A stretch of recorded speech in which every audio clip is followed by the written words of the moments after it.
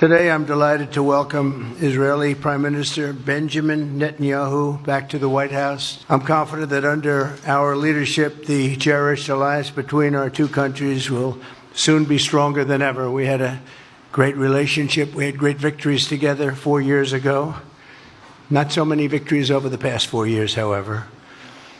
In my first term, Prime Minister and I forged a tremendously successful partnership that brought peace and stability to the Middle East like it hadn't seen in decades.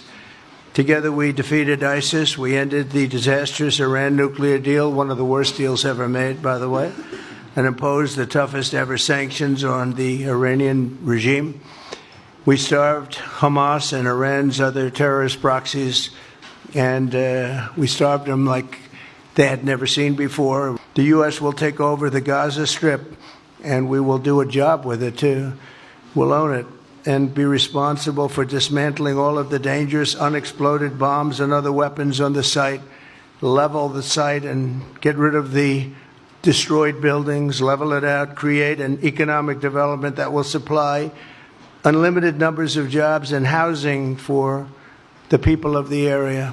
I'm honored that you invited me to be the first foreign leader to visit the White House in your second term.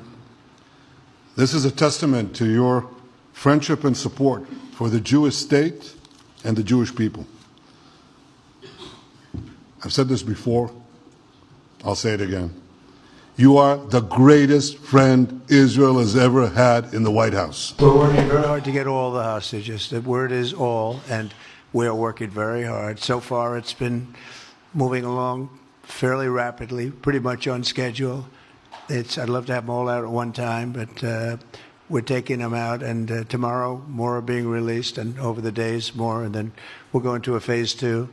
But we'd like to get all of the hostages, and if we don't, it will just make us somewhat more violent. I will tell you that, because they would have broken their word. Mr. Witkoff and his entire group have been working 24 hours around the clock, and they want them out, and promises have been made to them, and we'll see whether or not the U.S. will take over the Gaza Strip, and we will do a job with it, too. We'll own it and be responsible for dismantling all of the dangerous unexploded bombs and other weapons on the site, level the site and get rid of the destroyed buildings, level it out. I do see a long-term ownership position, and I see it bringing great stability to that part of the Middle East and maybe the entire Middle East. Everybody I've spoken to loves the idea of the United States owning that piece of land, developing and creating thousands of jobs with something that will be magnificent.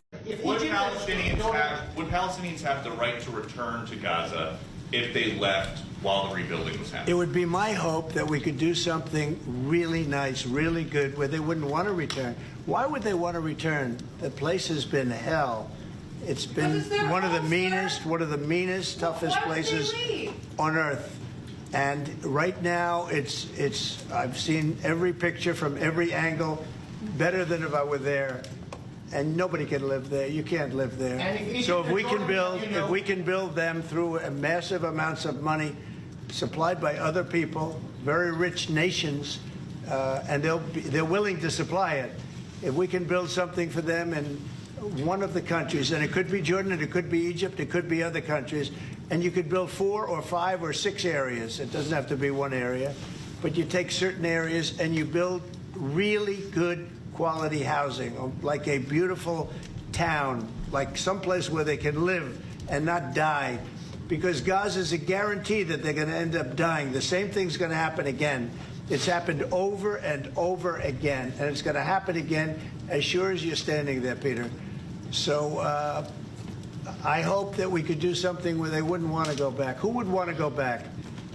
They've experienced nothing but death and destruction. If Egypt and Jordan tell you no, what will you do then? Well, I don't think they're going to tell me no. I don't think they're going to tell me no. I think they're going to tell Biden no, and I think they're going to tell Other people, no. I So don't you think so. it will happen at the end? I think there's a good chance. Yeah, How I'd like to many see it people happen. are you thinking about? All of them. I mean, we're talking All of the about guys. probably 1,000,007 people, 1,000,007, maybe 1,000,008.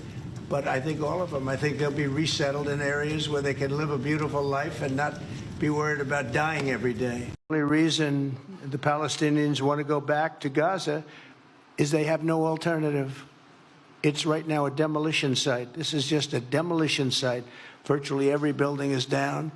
They're living under fallen concrete that's very dangerous and very precarious. They instead can occupy all of a beautiful area with homes and safety, and they can live out their lives in peace and harmony instead of having to go back and do it again. The U.S. will take over the Gaza Strip, and we will do a job with it, too.